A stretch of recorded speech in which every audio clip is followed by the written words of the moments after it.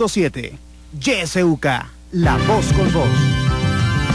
YSUK le invita a escuchar a las 10:30 de la mañana, los días lunes, miércoles y viernes, Entrevistas con Voz, espacio donde son abordados los temas de interés nacional.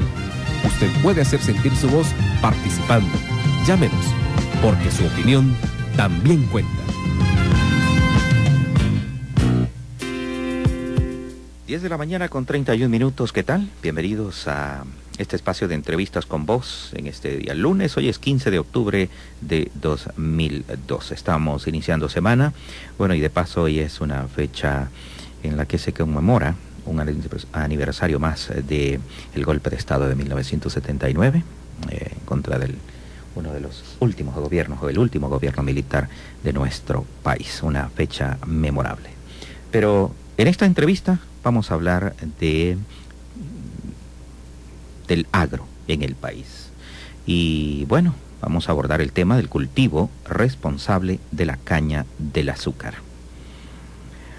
Para ello está con nosotros Ileana Gómez. Ella es miembro del equipo de dirección de la Fundación Prisma, una entidad dedicada a la investigación sobre desarrollo y medio ambiente en El Salvador.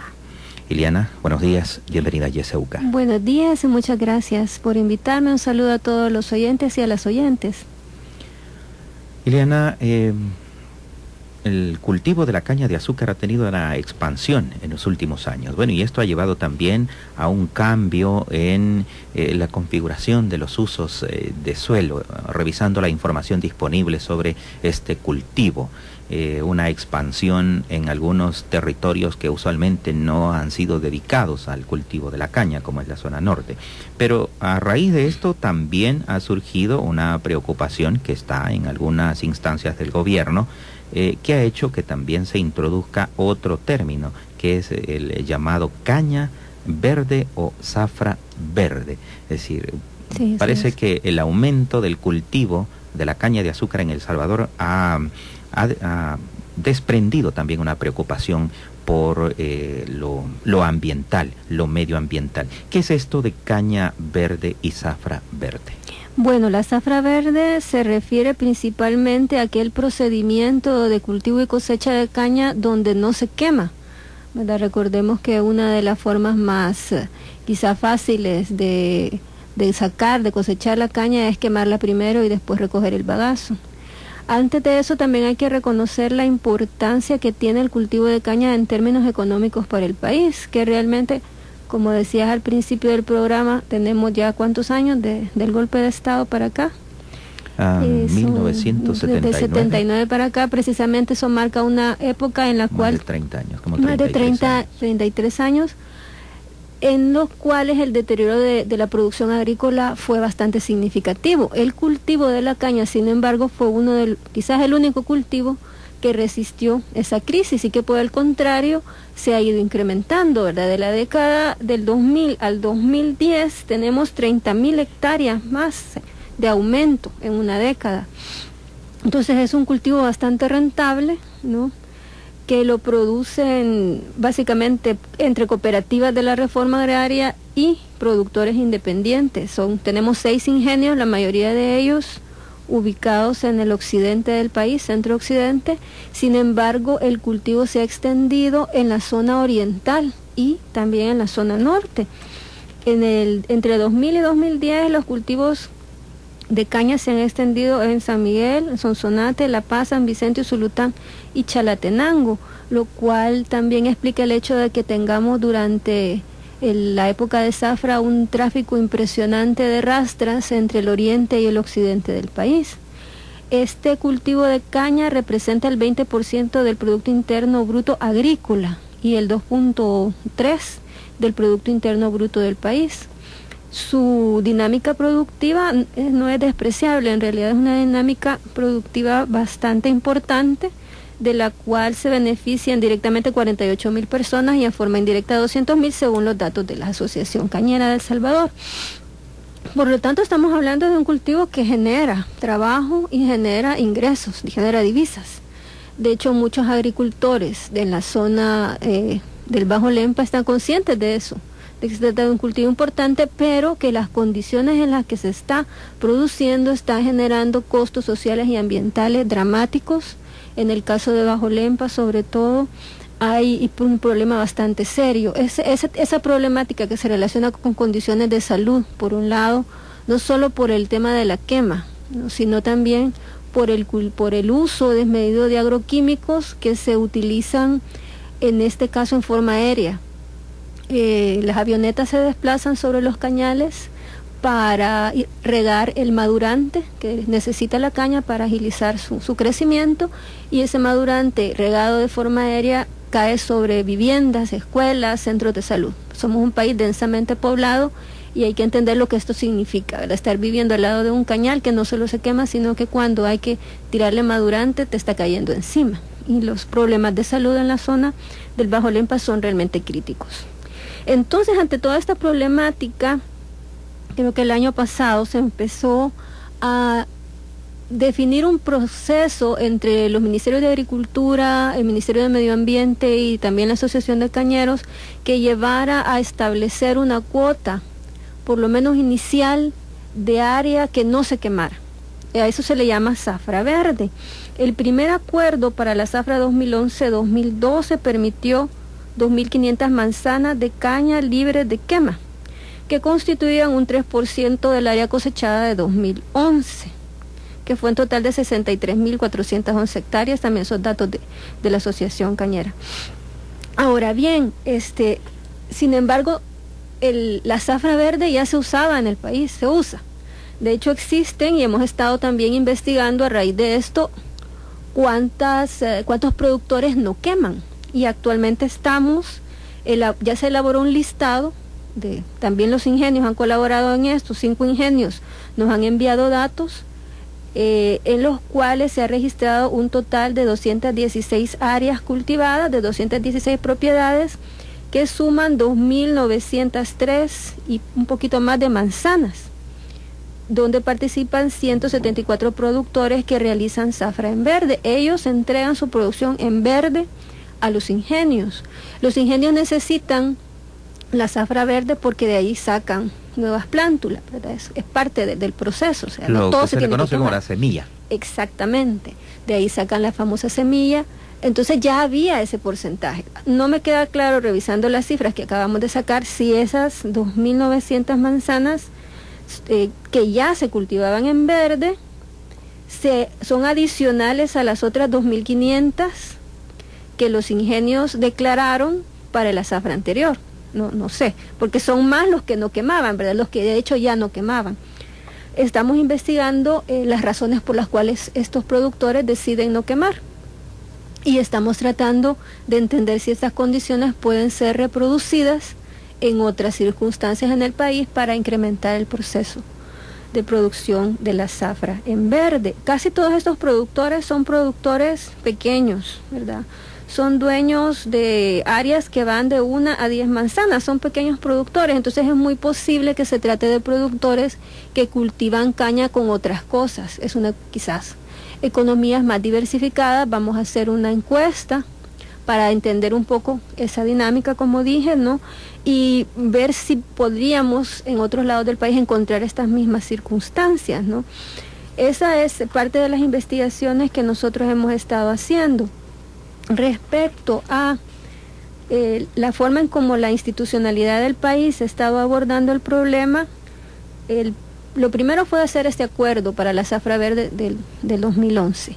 Más recientemente se han producido 2 hechos muy importantes. Hubo un acuerdo interministerial que salió, creo que a principios de septiembre, entre el Ministerio de Medio Ambiente y el Ministerio de Agricultura, que está vinculado al Programa Nacional de Restauración de Ecosistemas y Paisajes y al Plan de Agricultura Familiar. El primero es un programa del Ministerio de Ambiente y el segundo, ya ustedes lo conocen más, es el programa del Ministerio de Agricultura. Entonces, este acuerdo estaba proponiendo un compromiso compartido para una meta, para elevar la cantidad de zafra verde. El acuerdo dice que se proponía elevar la cantidad de zafra verde de 5.000 a 5.000 manzanas en la costa, sobre todo en el Bajo Lempa, y otras 5.000 distribuidas en el resto de la franja costera, adicionales a las 2.500 del año pasado, ¿verdad? Haciendo un total de 12.500 manzanas para la zafra del 2012-2013. Este acuerdo ministerial ha sido respaldado por un recomendable de la Comisión de Medio Ambiente y Cambio Climático de la Asamblea Legislativa. Entonces ellos aprueban ese acuerdo interministerial y al mismo tiempo solicitan, y dice así literalmente, porque es un recomendable del 18 de septiembre. Ellos recomiendan que el Ministerio de Medio Ambiente y Recursos Naturales realice un máximo esfuerzo y se coordine con las autoridades de otras dependencias para la aplicación de las medidas establecidas en la Política Nacional de Medio Ambiente en relación de prevenir, controlar y vigilar la contaminación que se realiza con la quema indiscriminada del Parque Cañero, que perjudica la salud, la calidad de vida de la población y el daño a los ecosistemas y a las pérdidas económicas que todo ello implica. Entonces ya esto es un aval importantísimo a los acuerdos interministeriales. Bien, me gustaría que profundizara sobre la intervención en el Bajo Lempa. Usted ha hablado de costos sociales y ambientales. El Bajo Lempa se sabe que hay una situación difícil de salud en muchos campesinos, que incluso el Ministerio de Salud ha desarrollado alguna investigación en la zona sobre el origen de esta afectación severa en la salud de los campesinos que padecen mucho de insuficiencia renal. Quisiera que profundizara sobre este aspecto. Usted ha hablado de fumigación de los cultivos y bueno, que en algún momento a lo mejor les cae directamente a los campesinos que habitan cerca de los cañales. Sí, de hecho estamos apoyando como parte del Grupo de Diálogo Rural, que es un espacio de confluencia de varias organizaciones, instituciones que son tanto de gobierno, Ministerio de Agricultura, Secretaría Técnica, Ministerio de Agricultura, hay representantes de organizaciones académicas, de investigación también, y otro tipo de organizaciones sociales, incluyendo organizaciones del Bajo Lempa. Desde el Grupo de Diálogo Rural, que Prisma está facilitando a través de mi persona, se decidió apoyar el tema de la caña a través del estudio que mencioné antes, de los productores que no queman, por un lado, y por otra parte, profundizar o movilizar más bien una campaña de sensibilización. La campaña se llama Defendamos la vida, sembremos caña responsablemente.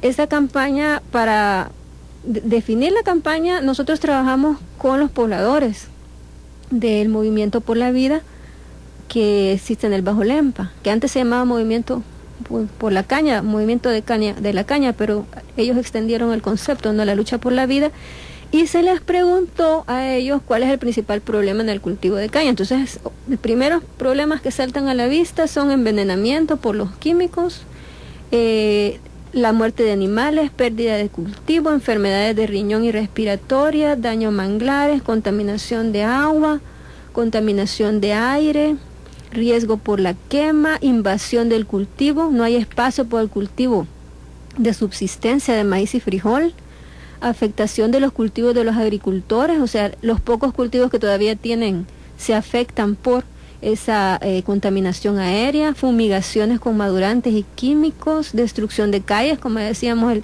constante ir y venir de las rastras, deteriora las calles que se usan para otras actividades en el territorio, muerte de especies, invasiones del cultivo sobre los espacios de habitación, ¿no?, los espacios sociales, etcétera. Entonces, las comunidades identificaron esto como sus mayores problemáticas. Era bastante evidente, por ejemplo, en este taller, que estuvieron alrededor de 30 personas de distintas comunidades de la zona, varios de ellos están enfermos de los riñones.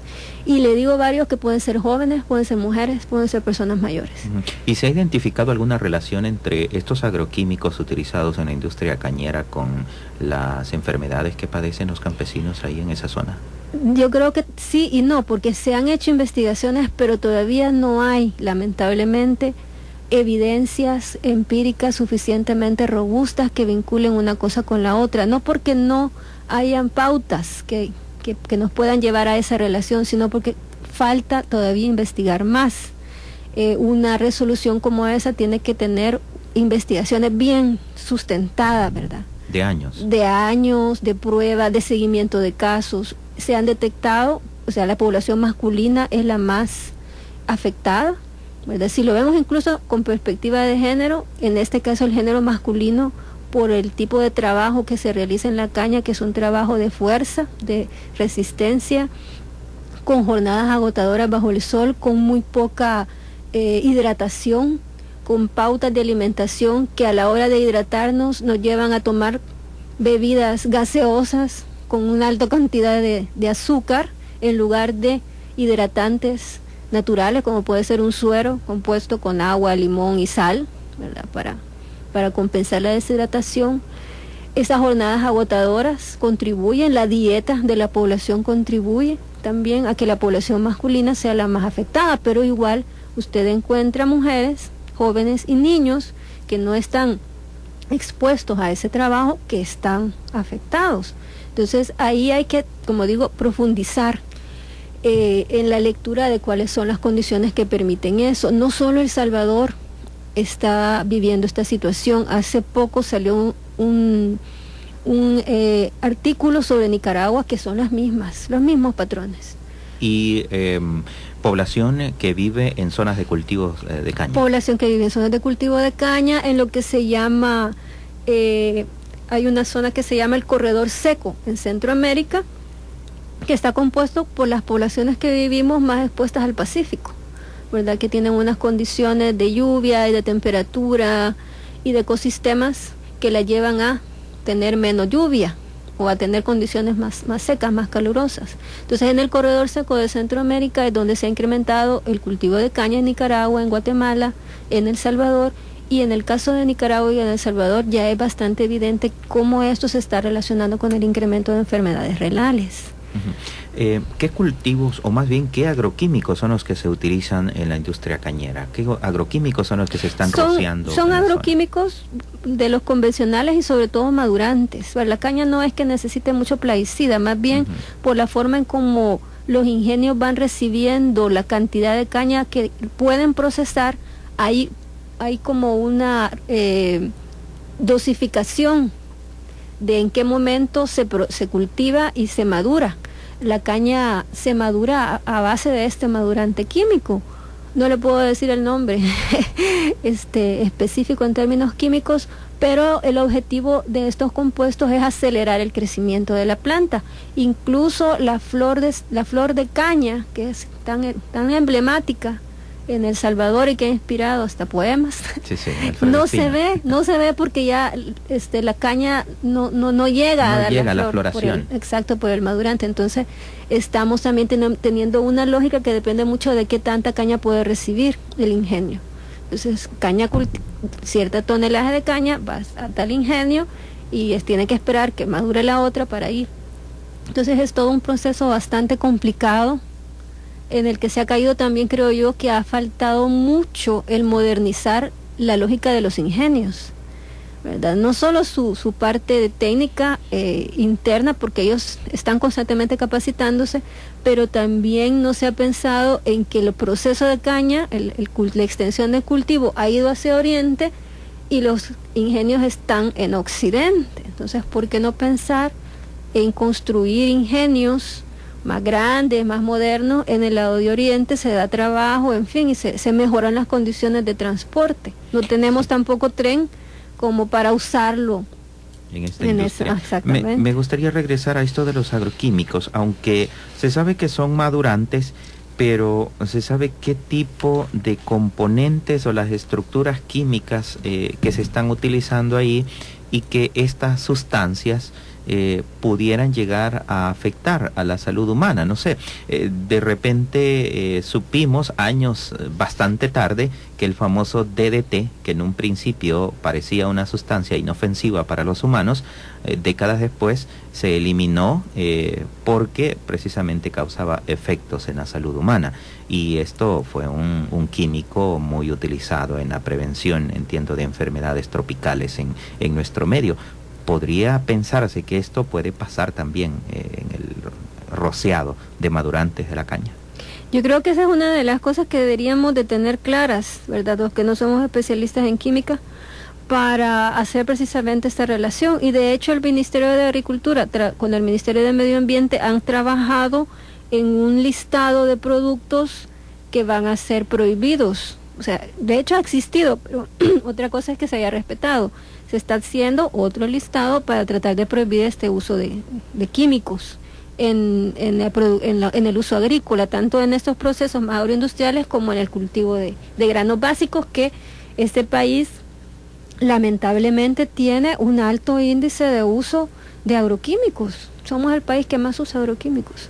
Se ha perdido mucho las prácticas tradicionales de uso de una forma más orgánica de cultivo, ¿no? Entonces, es uno de los temas que dentro de los que se ha avanzado en el Ministerio de Medio Ambiente y el Ministerio de Agricultura. En el caso del DDT que mencionaba, ese es otro problema crítico, porque en esta zona del Bajo Lempa se usó mucho DDT en el cultivo del algodón. Y de hecho sí se han hecho estudios que muestran que hay DDT todavía en los mantos acuíferos, y hasta se encontró en la leche materna DDT. Entonces estamos hablando de poblaciones... O sea que las madres en transmiten su organismo tienen todavía esa sustancia. Exactamente. Entonces estamos hablando de círculos de contaminación que no son de los últimos 10 años donde se ha extendido la caña necesariamente, pero que sí vienen de otras prácticas mucho más atrás, en los años 60, 70, cuando teníamos cultivos de algodón, con mucha menos población en la zona, claro, pero que dejaron su huella en los mantos acuíferos, en la tierra, y sobre esa tierra y sobre esos mantos acuíferos ahora hay montones de pobladores que viven en la zona de Bajo Lempa, sobre todo en aquellos asentamientos que se dieron o que se construyeron después de la guerra. Ciudad Romero y todas estas comunidades, Nueva Esperanza, todas estas comunidades se van a asentar en antiguos terrenos de cultivo de caña. Yo recuerdo, porque estuve ahí en Ciudad Romero cuando ellos empezaron a su asentamiento, que todavía se veían los surcos. Eran los surcos donde estaba sembrado el algodón, y sobre ese asentamiento se hizo Ciudad Romero. Obviamente el subsuelo está contaminado, ¿verdad? Y eso repercute todavía más en la mayor vulnerabilidad de la población con estas prácticas de cultivo de caña. Ahora, los campesinos, usted dice que se han empezado a organizar ante la preocupación que les generan los problemas de salud y la amenaza que sienten por las fumigaciones constantes, pero ¿qué pasa también con los propietarios o los causantes de esta acción, de las fumigaciones, los propietarios, los cañeros? ¿Hay diálogo también con ellos? Sí, de hecho todo este acuerdo interministerial y el acuerdo de la zafra verde parte de diálogo con los cañeros. El viceministro de Agricultura es el coordinador del Consejo Nacional de la Caña, que está donde está el Ministerio de Agricultura y está la Asociación Nacional de Caña. Entonces no se puede hacer ningún avance si no participa la empresa privada, ¿verdad? Como decíamos al principio, ahí hay 6 ingenios y una producción de caña que viene tanto de las cooperativas como de propietarios privados. Entonces, ¿y hay voluntad de ellos para poder avanzar? Sí, yo creo que hay voluntad. Lo que pasa es que muchas veces las formas de producción se aferran a patrones seguros, ¿verdad? Hay seguridad en cómo se produce, en los ciclos de producción, en lo que se espera de tonelaje. Entonces eso es su mayor interés, y no se está entendiendo todo lo que es, o sea, el incrementar la cantidad de producción significa en los territorios, y lo que eso significa también para el deterioro ecológico del país, porque nos preguntamos, bueno, y en un país tan pequeño como este, ¿a dónde fueron a dar esas 30.000 hectáreas más? ¿En qué lado están? Eso es importante, y esto nos lleva a otra parte del mercado, ¿no? ¿Qué es lo que ha generado esto? ¿Qué es lo que ha generado esa demanda del cultivo de la caña de azúcar?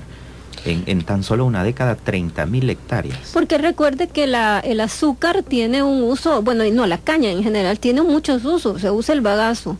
Los ingenios, sobre todo la central Izalco, por ejemplo, con el bagazo de la caña, está produciendo energía eléctrica no solo para su proceso, sino para venderla. Les queda incluso, hasta donde yo sé, más de un mes más, cuando se termina la zafra, mantienen energía para vender.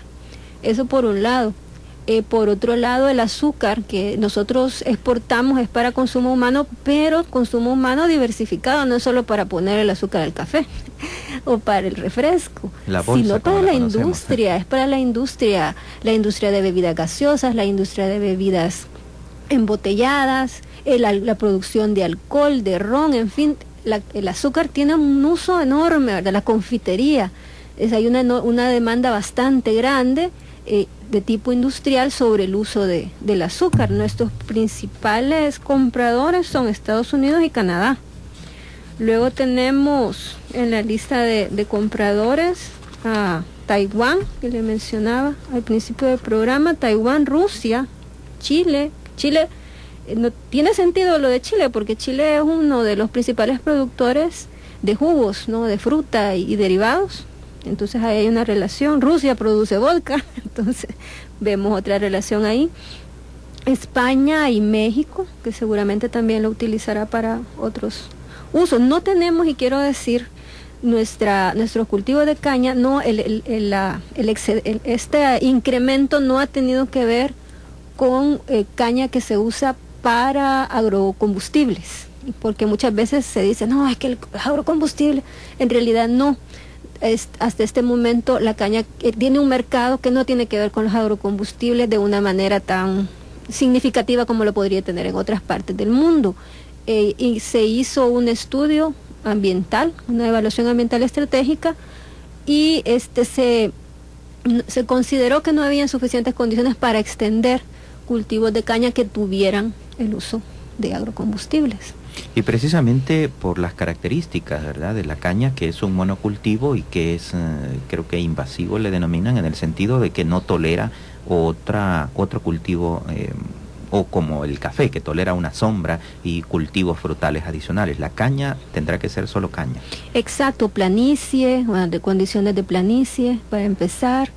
No sé exactamente el tipo de suelo, no soy agrónoma, pero como le digo, hemos encontrado productores pequeños que tienen caña, que no la queman, y que estamos investigando si en esos casos este cultivo coexiste con otro tipo de producción, con ganadería. Por ejemplo, los pequeños productores no queman porque mucha del bagazo les sirve para darle de comer a los animales. Y son productores que están en zonas del país donde todavía este cultivo tiene una herencia tradicional, cultural, que tiene que ver con la molienda, se recuerda, el sacar la molienda, el dulce de panela, el dulce de atado y todo esto, que es otra forma diferente, no industrializada de producción, aunque están vinculados, ¿verdad? Están vinculados a las formas industrializadas de producción, pero su herencia como productores los ha hecho tener una visión más diversa de lo que producen. No es lo mismo aquel que arrienda para exclusivamente venderle al ingenio. Lo que le interesa es solo sembrar caña, ¿verdad? El mercado, si la caña como mercado y la caña como práctica agrícola es distinta, como una práctica agrícola más tradicional, si le podemos decir de alguna manera, son dos lógicas diferentes. En El Salvador lo que está predominando es la práctica de cultivo de caña para una agroindustria voraz, que las agroindustrias son así, porque están vinculadas a mercados que demandan cantidades también significan mayores montos de ganancia, y esa lógica perversa es la que hace que nosotros como país tan pequeñito tengamos más áreas de cultivo de caña que Nicaragua, que tiene más espacio y menos gente. Entonces, ¿y esto tendrá que ver con tratados de libre comercio, por ejemplo? Sí, claro que sí, está vinculado a beneficios de tratado de libre comercio, a mayores facilidades de la producción de caña también internas, excepciones de impuestos. Bueno, hay unas condiciones específicas que por algún lado se pueden encontrar, que hacen que tengan más ventajas el producir caña. Bien, estamos hablando del cultivo responsable de la caña de azúcar en El Salvador. La caña de azúcar pues es una agroindustria que tiene una serie de señalamientos sin quererla deslegitimar, pues porque es una fuente también de trabajo, pero tiene algunos señalamientos en contra, como es la utilización indiscriminada de agroquímicos, la quema de cañales, que entiendo, creo que es en la ley de medio ambiente ya existe una prohibición para la quema de los cañaverales, pero también se le señala como una fuente de contratación de mano de obra infantil, es decir, se alberga dentro de la industria cañera el trabajo infantil, una de las peores formas de trabajo infantil, además de la contratación irregular de mano de obra migrantes centroamericanos que vienen a emplearse a esta agroindustria. La Voz con Voz. Alternativa, solidaria y comprometida. YSUCA. Son las 11 de la mañana con 4 minutos. Estamos de regreso en la segunda parte de esta entrevista. Estamos hablando del cultivo responsable de la caña de azúcar y nuestra invitada es Iliana Gómez, del equipo de dirección de la Fundación Prisma. A partir de este momento, usted, amigo o amiga radioescucha, tiene nuestros teléfonos disponibles 2243-1302 y 2273-5084 para que los active y haga preguntas o comentarios a el tema que estamos abordando esta mañana. Hemos hablado al principio, en la primera parte de esta entrevista, sobre qué es esto de la caña o zafra verde, que es un movimiento, digamos, que se está generando en nuestro país a partir de el darse cuenta de las consecuencias que deja las prácticas no responsables del cultivo de la caña de azúcar. Si usted tiene comentarios, insisto, puede llamarnos y hacerlos al aire o hacer una pregunta a nuestra invitada. Tenemos la primera llamada telefónica. Buenos días. Buenos días, felicidades por el programa. Es importante saber esa información acerca de la caña, puesto que la caña no se lava para poder los ingenios molerla. Eso quiere decir que al usar químicos madurantes ya viene el veneno dentro del azúcar. Entonces eso es, ¿cómo se llama? Muy importante saberlo, porque entonces estamos generando más cáncer del que ya existe.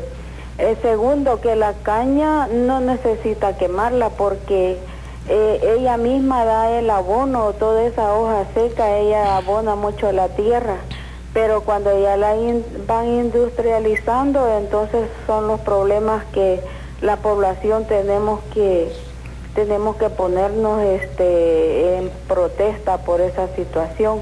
Y un saludo para la comunidad del Bajo Lempa. Muchas gracias. Bueno, gracias a usted por su participación. Si hay más llamados telefónicos, les damos paso. Bueno, no hay en este momento. Decíamos antes de irnos a la pausa que la industria cañera también se le señala como una industria que alberga la mano de obra infantil. Sí, pero ese es un tema que ha mejorado bastante. Con todas estas políticas que hay para la erradicación del trabajo infantil, se ha logrado disminuir sustantivamente. Del año pasado a se redujo en 87%, ¿no? Y hay políticas más específicas para irlo reduciendo y eliminarlo en el 2015. Obviamente hay que recordar que la producción agrícola tiene un componente que involucra a la familia, y muchas veces nos fijamos en el productor hombre, pero no, hay mujeres involucradas, y si hay mujeres hay niños.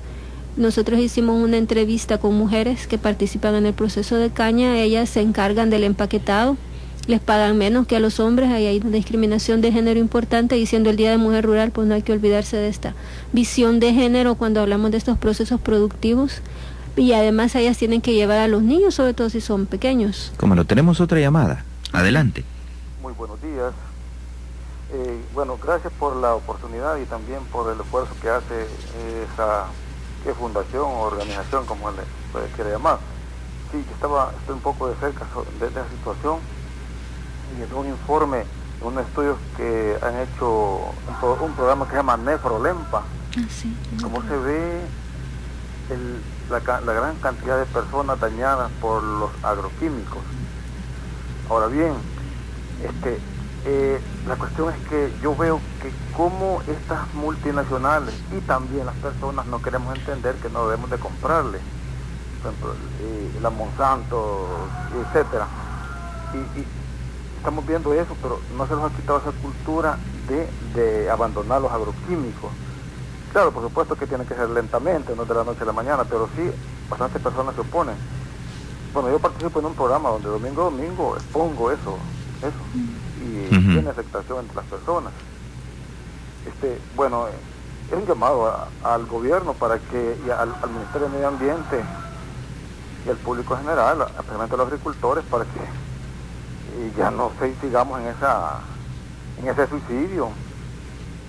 Muchas gracias. Cómo no, gracias a usted por su comentario. Otra llamada, buenos días, adelante. Buenos días. Antes de que se me olvidó decirle a la señorita Heichel que la UCA me está costando sintonizarla. Y cuando hablo a veces la arreglan de por ahí y ya me viene mejor la señal. Ah, bueno. Yo quisiera decirles que ojalá que modernicen. Yo estoy un poquito atrasada ya lo que es el proceso de la caña de azúcar, pero yo viajé mucho a Huachapán, allá tengo familia, y hay una hacienda que se llama La Labor que produce caña de azúcar. Allí todos los días que yo viajaba iban envenenados, porque los pesticidas que no quieren en otros países, que en lugar de botarlos, ¿verdad? Y no venderlos a que lo consuman y tampoco regalarlos, aquí se consumen todavía, se procesan, ¿verdad? En la tierra, entonces se envenenan ellos y a la vez el veneno a las tierras. La caña de azúcar como que necesita mucho tratamiento, que todas las veces la están, le voy a decir esta palabra, higienizando, ¿verdad? Le están haciendo riegos y todo eso. Y dicen, yo hablaba con un señor que es español, dice que el azúcar tiene que ir, que agarren lo más moderno ahorita, porque la caña de azúcar es cancerígena. Por eso es que tanta gente hay con cáncer, y la semilla mejorada, la caña de azúcar, todo lo que lleva el proceso. Y hablando de la gente que trabaja, es duro. Mi esposo trabajó en acarrear, tenía él sus camiones, es un trabajo durísimo, dice, para la gente que está cortándola, les da alergia, les da hasta vitiligo, porque en el sol, una comezón que les da, es terrible. Ojalá que se modernice, valga la redundancia, todo el proceso de la caña de azúcar. Y si van a los ingenios, allí dicen que las zafras algunas fueron cambiadas por unas máquinas que en lo que 500 hombres trabajaban, la máquina lo está haciendo ahora, pero siempre dura la zafra. Pasen feliz día. Gracias a usted, feliz día.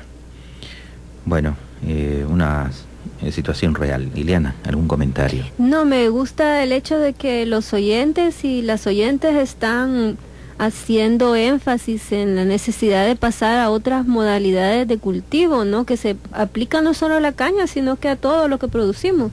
Alguien decía por ahí que la caña, si tiene este proceso de uso de madurantes y agroquímicos, estamos consumiendo azúcar contaminada, y no solo es el azúcar, es los tomates, las verduras, porque todos los procesos agroindustriales nos están llevando a eso. Entonces la necesidad de ir ampliando las prácticas que van hacia lo orgánico, que de hecho hay bastantes movimientos. En el Bajo Lempa tenemos movimientos que están utilizando los cultivos orgánicos, pero obviamente si están rodeados de prácticas como la caña, que usa tanto químico, por mucha buena voluntad y por mucha capacidad que tengan ellos en términos técnicos de hacer cultivos orgánicos, no lo van a realizar si están siendo bombardeados por los químicos que están desarrollándose en la caña, pues. Sí, y estos esfuerzos tampoco son visibilizados, ¿no? Y no hay tampoco quien se responsabilice por estos daños colaterales que se dan en estos cultivos orgánicos o prácticas autóctonas de siembra en la zona. Hasta el momento se ha tenido mucha más apoyo desde la cooperación, desde los proyectos que las mismas organizaciones locales promueven. Hay un movimiento por agricultura orgánica en El Salvador, bien interesante, pero todavía son como espacios marginales en los ministerios. Tratamos, y desde ahí digo tratamos porque hay un esfuerzo de colaboración con entidades de ese tipo, de esta naturaleza, de ir abriendo brecha a los cultivos orgánicos. Y el programa de restauración de ecosistemas del Ministerio de Medio Ambiente tiene esa orientación, porque para restaurar ecosistemas hay que recuperar suelo, hay que recuperar la capacidad de los nutrientes del suelo que ha sido agotada por el excesivo uso de agroquímicos. Entonces las prácticas más orgánicas ayudan a esa recuperación. El punto es que hay como una especie de falsa ilusión o de falsa visión cuando se usan los agroquímicos, porque los agroquímicos dan resultados inmediatos. El maíz más grande, más producción. Sí, a corto plazo. A largo plazo se va disminuyendo. Hay una curva descendente. El cultivo orgánico es al revés. Es más lenta la curva ascendente, pero se mantiene, se sostiene a lo largo del tiempo. Entonces, el llamado también es al hecho de que no busquemos producir más, simple y sencillamente porque necesitamos tener más comida. Necesitamos tener más comida con calidad. Y esa calidad significa que sea comida saludable, granos básicos saludables. Entonces los programas, tanto de gobierno como de otras instituciones, que pueden tener la mejor voluntad del mundo, muchas veces se van a lo rápido, a lo que da producción rápida y eficiente. Obviamente hay agroquímicos, los menos dañinos, los más dañinos, etcétera, pero los resultados en la salud humana los podemos estar teniendo en este momento con el incremento de cáncer y otras enfermedades como las renales. Bien, lo que usted acaba de decir, entiendo, se enmarca en una lógica de mercado, una visión del mercado, ¿no? Es decir, producir y producir porque el mercado lo demanda y necesito vender para obtener ganancias. Y esta lógica de la caña o zafra verde tendría otra. ¿Qué viabilidad le ve usted, por lo menos en el caso de la caña, ¿no? Yo creo que tiene mucho sentido por varias vías. Una, porque estaríamos teniendo una producción más saludable. Ahora, el hecho de la zafra verde solo contempla la no quema. No estamos hablando ahí en zafra verde de madurantes y todo eso. ¿Del uso de químicos? No, el uso de químicos, lo que se está tratando de hacer es regular cuáles entran y cuáles no, cuáles son los permitidos y cuáles son los prohibidos. Hasta ahí se va a llegar en este momento. Un cultivo orgánico de la caña es otro nivel, ¿verdad? Ese es un nivel mucho más integral. Todavía no estamos en ese nivel, pero si logramos por lo menos reducir sustantivamente la quema, estamos dando un paso muy importante para el beneficio de la salud humana, y no se estaría tampoco reduciendo significativamente la producción, porque hay países, hay experiencias en Paraguay, en Cuba, en Brasil sobre todo, de no quema. Entonces solo es una cuestión de tener claras las condiciones más técnicas en las que se hace este tipo de procedimiento. Sí, bueno, y que de hecho, pues como decía primero, ya hay una prohibición por ley, hay hasta cárcel para quien sea encontrado incendiando bosques y también cañaverales. Esta es cuestión también de poner en práctica la ley por parte de las autoridades. Sí. Bueno, algunos datos adicionales ya para cerrar esta entrevista, ya son las 11:18. Hemos hablado de la caña. La caña es quizás el tercer rubro de exportación de nuestro país junto al café y al camarón. Es decir, no es una industria tan fácil que pueda hacerse cambiar de la noche a la mañana, más que todo con la velocidad que se le imprimió después de los tratados de libre comercio que, como ya lo decía Ileana Gómez, podría ser uno de los detonantes de este incremento de del cultivo en la superficie del territorio salvadoreño.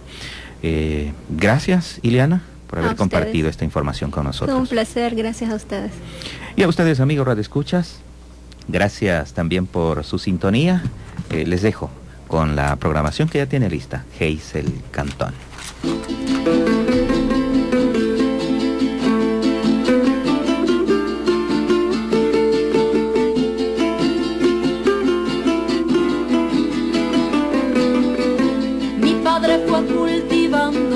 La tierra cada minuto, la tierra cada minuto.